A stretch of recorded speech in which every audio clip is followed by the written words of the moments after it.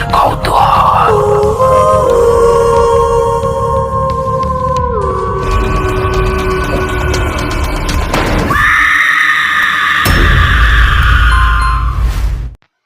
Hi guys, আসসালামু আলাইকুম। রহস্যময় পৃথিবী কৌতূহল থেকে তোমাদের আজকে একটা গল্প শোনাবো।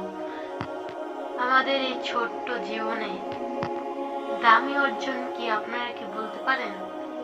আমার মতে সেটি অভিজ্ঞতা। কিছু অভিজ্ঞতা মনে পড়লে ঠোঁটের কিনারায় হাসি ফুটে ওঠে, আর কোনোটা মনে পড়লে চোখে চোখে মুখে হতাশা ফুটে ওঠে। কিছু অভিজ্ঞতা মনে পড়লে গা হাত পা শিউরে ওঠে। আর এমন একটা ঘটনা বলবো যা মনে পড়লে এখনো আমি হারিয়ে যাই অন্ধকার রাতে।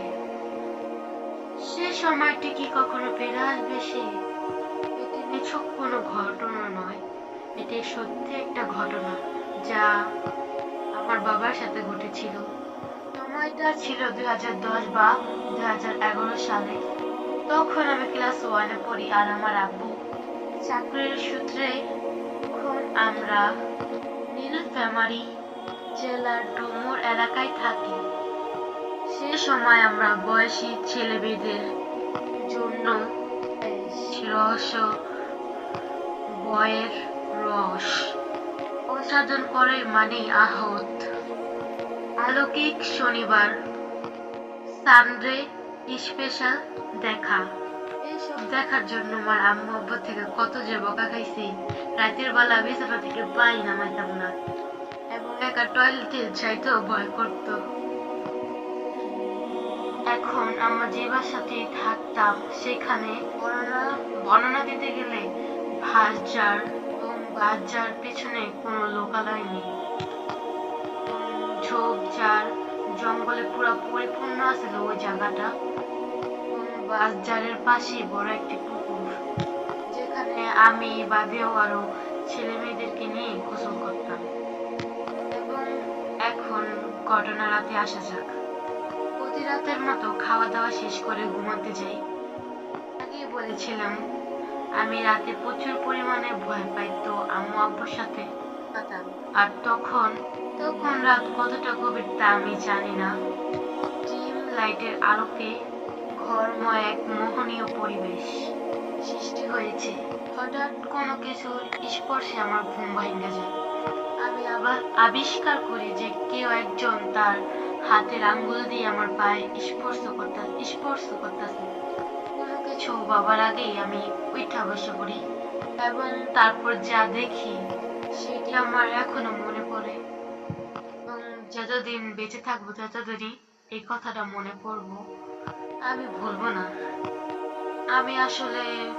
সেটি আসলে কি মানুষ ছিল নাকি অন্য কিছু? অবয়বটি আমার পাশে বসেছিল, আমার পায়ের কাছে বসেছিল। কি কালো চেহারা, বাবা কালো পরিষ্কার একটি চাদর এখনো আমার চোখে স্পষ্ট ভাবে ভেসে ওঠে। একবার চিন্তা করে দেখুন, কোনো এক অসম্পূর্ণ অজানা মানুষের গায়ে চাদর অবস্থায়, মাথায় সাদা দবদবে পাগড়ি লিখিত অবস্থায় আপনার ঠিক সামনে বসে আছে। এটা কি বুঝতে পারছেন যে ঘরের দরজা বন্ধ? লোকটি কিভাবে ঘরে ঢুকলো? আপনি কিছু জানেন না।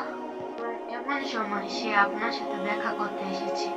যখন সবাই ঘুমে আচ্ছন্ন, সে সময় আপনার সাথে দেখা করতে আসছি। আমার সে সময় এটা বুঝতে পেরেছিল যে এমন সময় অলৌকিক জগতের কোনো এক বাসিন্দা কোনো কারণ ছাড়াই পৃথিবীতে নিছক শিশুর সাথে দেখা করতে এসেছে। আমি যখন উঠে বসলাম, তার দৃষ্টি ছিল স্থির, এমন ভাবে তাকিয়েছিল যেন আমাদের পরিচয় বহুদিনের, যেন সে আমার খুব কাছের কেউ। স্থির চোখের চাহনি দেখে আমার গা পুরো শিউরে উঠছে। এরপর আমি আম্মু আব্বুকে জড়ায় ধইরা ডাকতাছি, এবং আমার আম্মু আব্বু কিছুতে উঠে না। ডাকাডাকি রেখে অবয়বটির ঠোঁটের কিনারায় চিলতে একটা হাসি দিছে, যেন আমি এক অবুঝ শিশু সুলভ বোকার মতো আচরণ করছে। ডাকাডাকি না কাজ হয় নাই। এবার আমি আব্বুকে ধাক্কা দিতে থাকি। কিছুক্ষণ এভাবে ধাক্কাধাক্কির পর আমার আব্বুর ঘুম ভাঙছে। পুরো ঘটনাটি 1 থেকে 1.5 মিনিট সময়ের মধ্যে ঘটে যায়। আমি ভয়ে আতঙ্কে আমার শরীরটা ঘাম পড়তেছে, একা একা হয়ে যায়। আব্বু আমার এরকম অবস্থা দেখে ভয় পেয়ে যায়। ততক্ষণে অবয়বটি আর ছিল না। এরপর আমার আব্বু আম্মুকে বলার পর সবাই অবাক হয়ে যায়, কিন্তু এই ঘটনাকে তারা মনের ভুল বলছে। ওরা কইরা আমার শরীর বন্ধ করছে। কিছুদিনের মধ্যেই আমি এক অদ্ভুত ঘরের ভিতরে বন্দি থাকতাম। একা থাকলে বা রাতের ঘুমানোর সময় হঠাৎ আমার ওই কথাটা মনে পড়ে। আমার দিকে কেউ জানি তাকিয়ে মুচকে মুচকে হাসতেছে। মনে হতেই বিছানার কি এক জায়গায় বসে বসে আছে।